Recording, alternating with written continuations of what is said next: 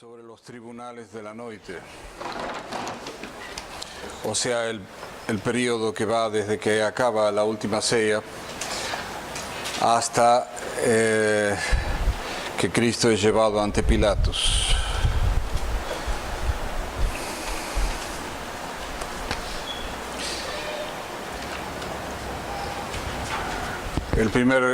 La gracia a pedir va a ser la que estamos haciendo habitualmente, Señor, que te conozca a ti para mejor amarte y servirte.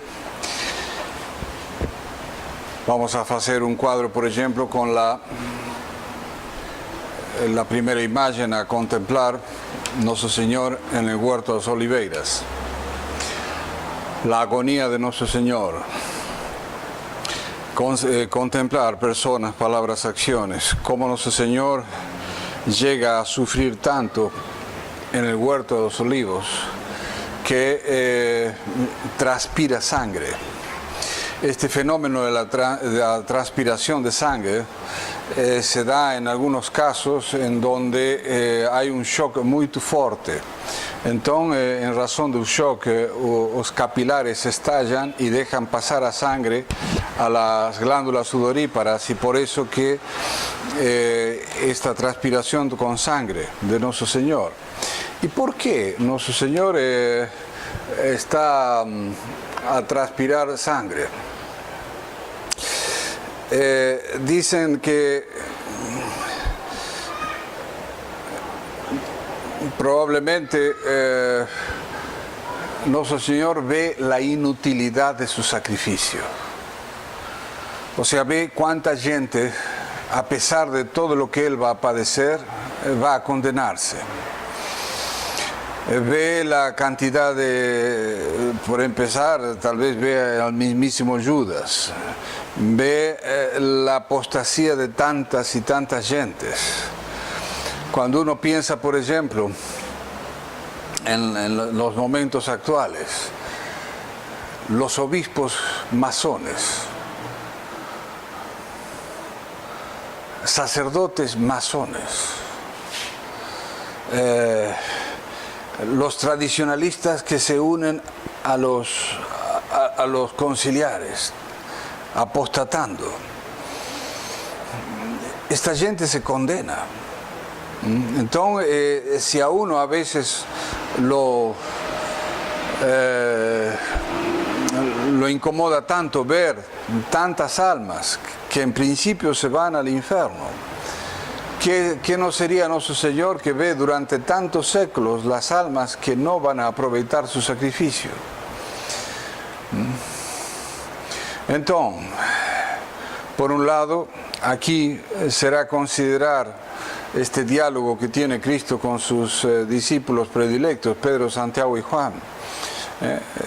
Él se va y, por un lado, insiste y pide a Nuestro Señor, si es posible, retire este cáliz. O sea, ¿qué quiere decir el cáliz? Es el cáliz del martirio. Ahí se ve perfectamente que Cristo también era de naturaleza humana, porque hubo alguna herejía en un tiempo en que decía que Cristo aparentaba ser humano. No está a brincar él. Él ser humano y tremía de ver ante los dolores y las situaciones que iba a vivir. Más lembrar la oración de Cristo, porque no podemos llegar a situaciones en donde podemos hacer esta misma oración. Ver una situación que es sumamente desagradable, por ejemplo, más decir que sea tu voluntad y no la mía. Siempre anteponer la voluntad de Dios a la nuestra. El otro punto a considerar también es en el diálogo que hay con los discípulos, cuando le dice Nuestro Señor, no habéis podido velar ni siquiera una hora conmigo. Velad y orar para no caer en tentación. Esa es otra enseñanza que podemos tirar de este cuadro.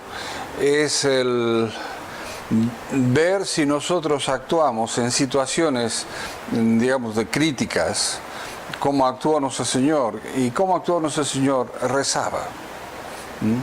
A veces en situaciones críticas no rezamos, al contrario, a veces podemos incluso levantarnos, digamos, contra lo que Dios permite que nos suceda, ¿no? Fastidiarnos contra esto y no rezamos. Mucha gente actúa de distinta manera. Entonces, ver cómo estamos a hacer nosotros habitualmente. Si longe de someternos a la voluntad de Dios y de rezar, y si es posible que se pase este cáliz, o directamente nos levantamos, agimos en contra de lo que Dios nos está a pedir en este momento, del sacrificio que eventualmente nos está a pedir en este momento.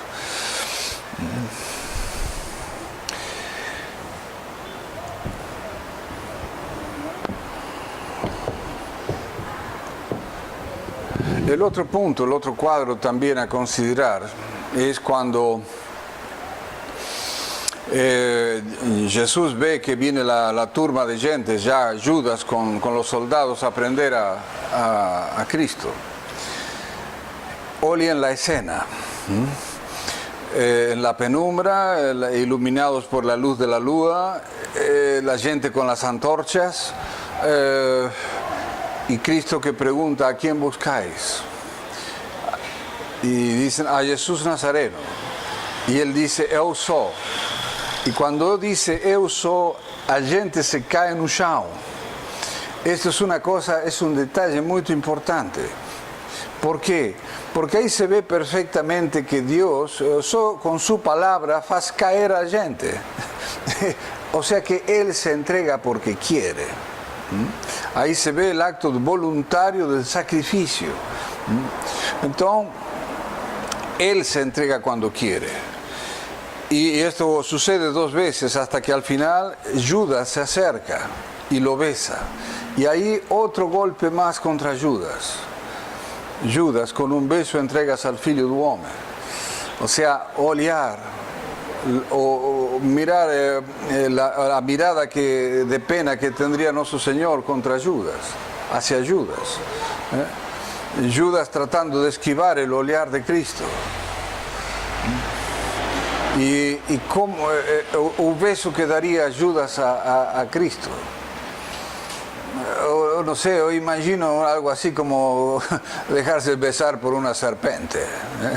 Una cosa espantosa, una cosa de asco. Mas Jesús sufre todo esto por amor de nos.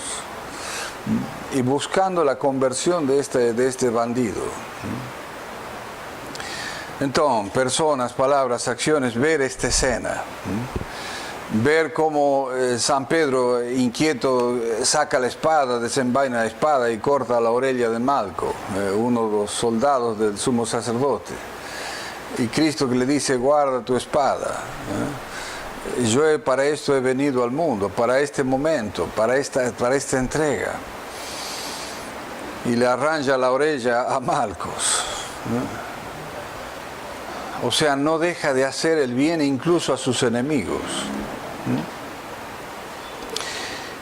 Y hasta que os llevan prisionero, y dice el Evangelio que dejándolos todos los demás discípulos fuyeron. Mas San Juan, que se ve que tendría algún pariente con los sumos sacerdotes, porque San Juan dice el Evangelio que pudo entrar en la casa del sumo sacerdote para oler qué iba a estar a pasar. Y San Pedro se junta a San Juan y consiguen entrar en la casa del sumo sacerdote. Y podemos ver ahí el tribunal ante Anás. Anás, que era sogro de Caifás y había sido sumo sacerdote antes. Anás que le solicita a Cristo que le diga cuál era su pregación. Y Cristo dice: yo he pregado en las plazas, en las sinagogas, no he pregado, pregunta a los que me han oído. Y un soldado de Anás que le da un golpe en el rostro. Y hay un detalle ahí importante a considerar. Lémbrense que nuestro Señor dice que cuando te golpeen una mejilla, pon la otra. ¿Y por qué no pone la otra mejilla?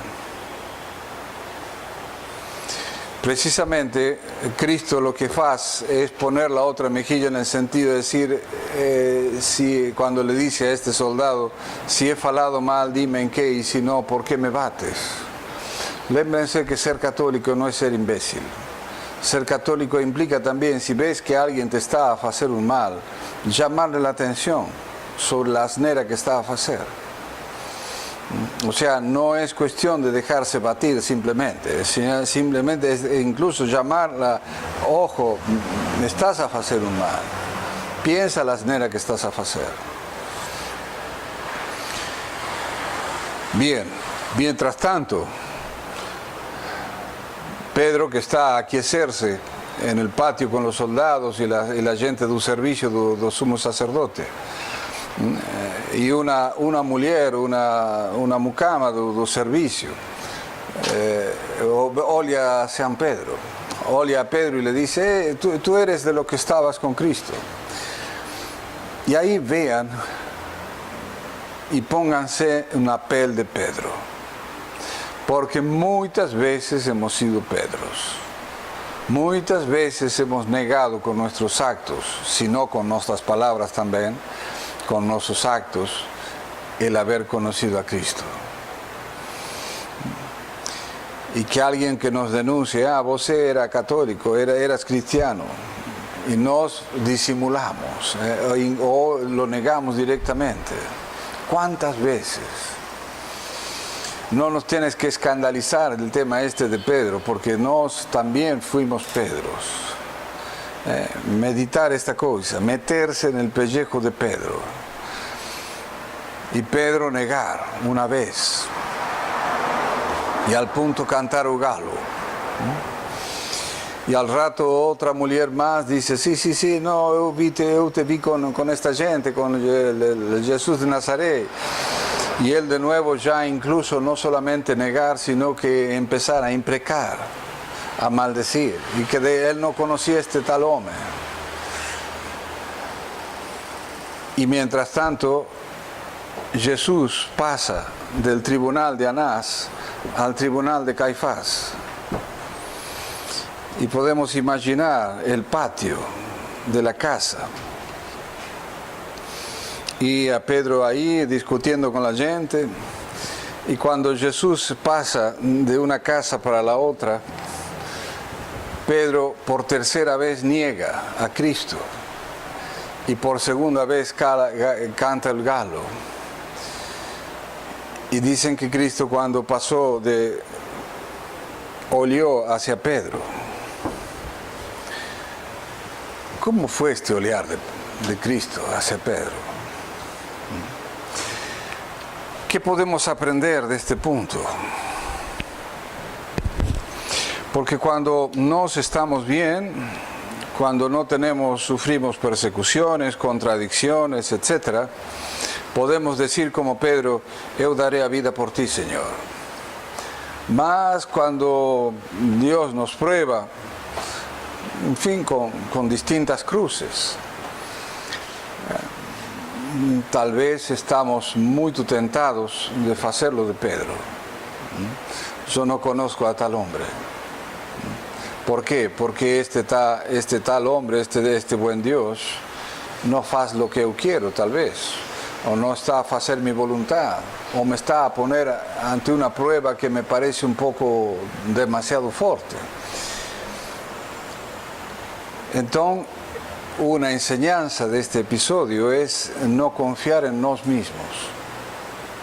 No confiar en nosotros mismos. Somos personajes sumamente débiles. Sumamente débiles.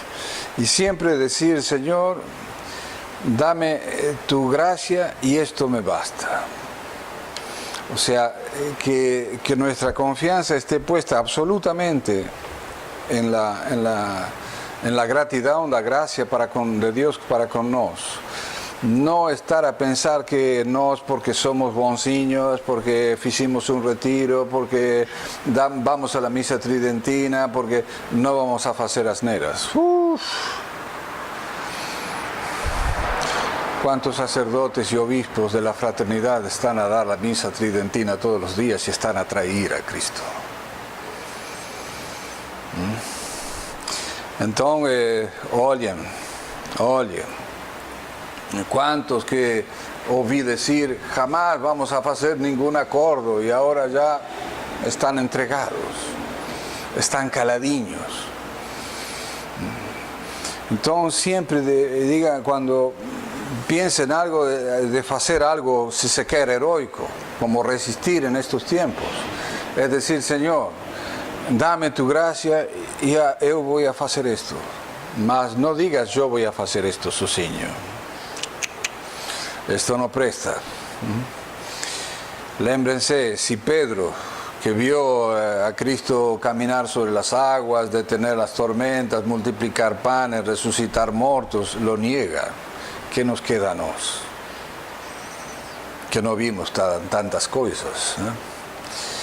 Entonces, aprendan de este ejemplo de Pedro. Y aprendan cómo Pedro, el primer papa, también puede errar perfectamente. ¿Por qué? Porque es un ser humano, no es un ángel. Y no vayan a decir como tantos tontos dicen, prefiero equivocarme con el Papa. Señores, así que te preferís negar a Jesucristo, porque el Papa Pedro se equivocó cuando negó a Cristo. Entonces, ojo.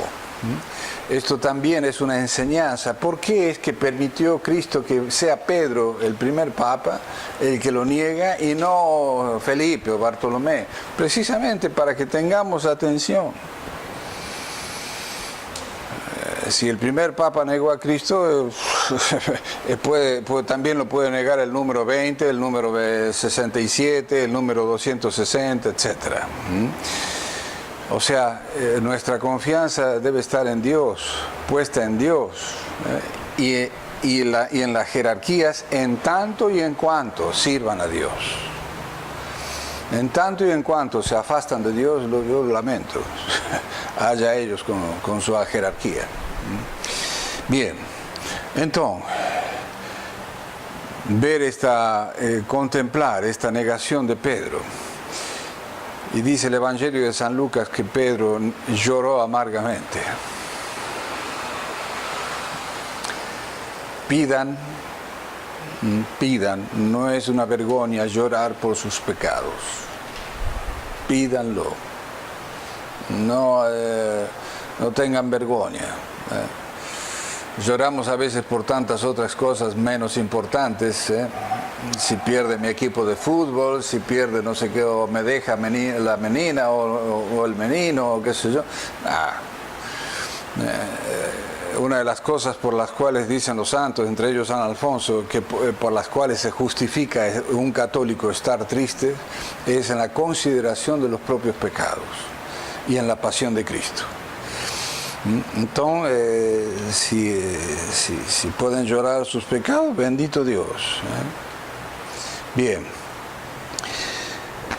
Incluso es bonito ver los cuadros que hay sobre San Pedro. El Greco, por ejemplo, pinta varios cuadros de San Pedro y con las marcas dice que San Pedro lloró tanto ese pecado que esas tres negaciones, que se les hicieron unos surcos en las mejillas de tanto llorar, y que cada vez que escuchaba cantar el galo comenzaba a llorar. Bien, sigamos al siguiente cuadro.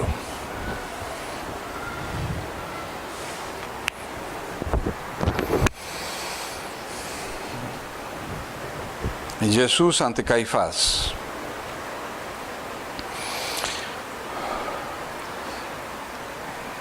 En este cuadro, entre otras cosas, considerar, por ejemplo, la cantidad de irregularidades que hay en el juicio de Cristo. Se estima aproximadamente que esto sería entre la 1 y las 3 de la mañana. El Sanedrín estaba prohibido de reunirse durante las noites. Número 1, estaba prohibido de reunirse durante la Pascua o previa a la fiesta de la Pascua. ¿Por qué? Porque el Sanedrín se reunía por cuestiones importantes. Y no se puede discutir algo importante. Caifás sabía que en Dios había un filho. Tercero, Caifás tenía las profecías.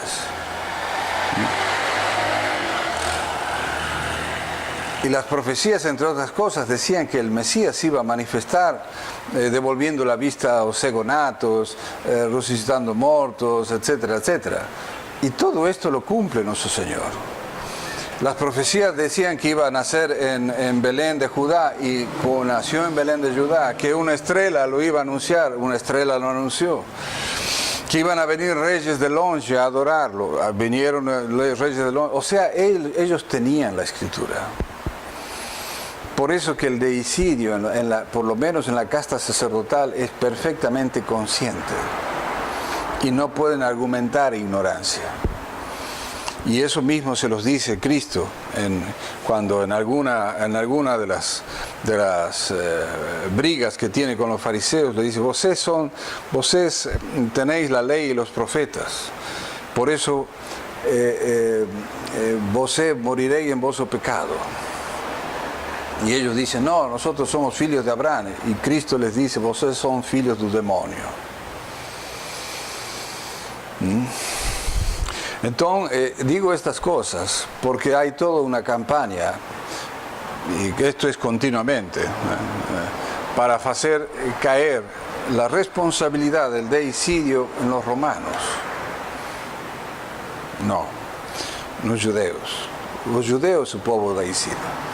Vino a los suyos y los suyos no lo recibieron, leemos en el último evangelio. Entonces, es el pueblo judeo el deicida. Y en fin, ¿qué va a hacer? Yo lo lamento. No fueron los bolivianos, no fueron los franceses, fueron los judeos, pronto. No es una cuestión de racismo, es una cuestión de realidad religiosa. La vez pasada una fiel de Barbacena me hizo una pregunta que yo no sabía si reír o llorar.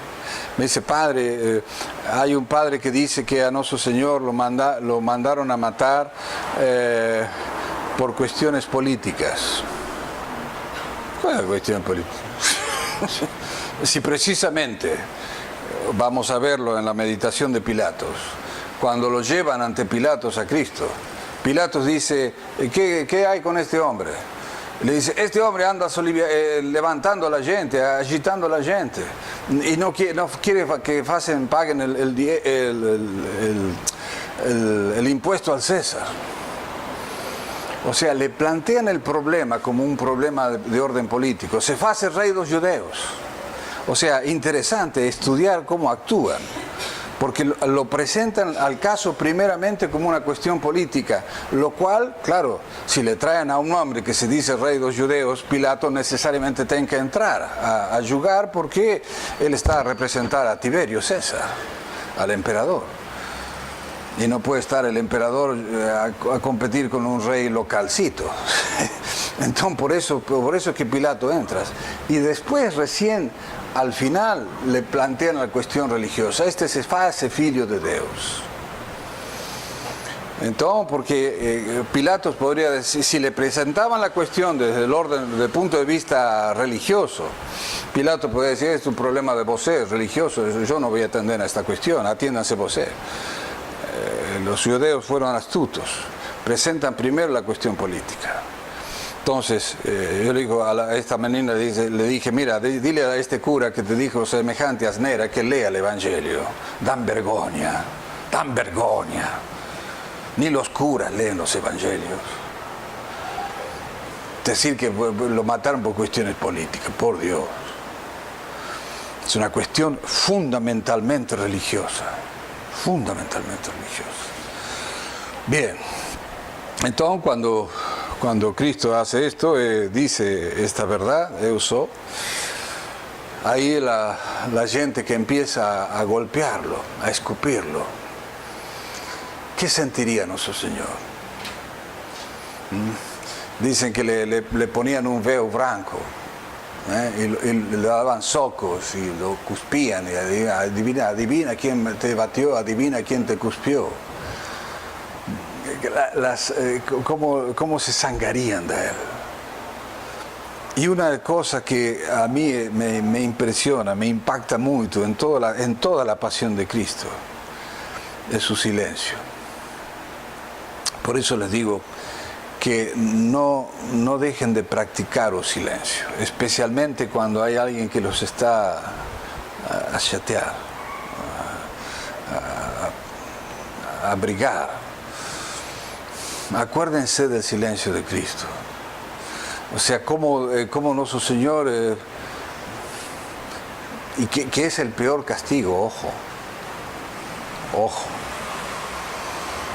El silencio de Dios es de las peores cosas que nos puede suceder. Si nosotros nos empezamos a desviar y a hacer asneras y vemos que Dios no nos llama atención, cuidado. Mala señal. Dice la Sagrada Escritura que un pai que ama a su hijo lo castiga, lo reprende. Cuando por ahí hacemos una asnerita y pinga, Dios nos reprende de una u otra manera, bendito Dios, porque eso nos hace ordenar estas cosas. Mas si Dios nos deja andar, es señal muchas veces de que Dios, como ayudas, ¿no? Que llegó un momento que ya ayudas lo deja hacer. Entonces, considerar personas, palabras o acciones, hacer esta meditación, meditar en la negación de Pedro, meditar en la oración de Cristo, en la tribulación, en el silencio de Cristo. Vamos a hacer esta meditación hasta las 7:05 que tocaremos a campana, 5 para 7 y vamos a rezar a Vía Sacra.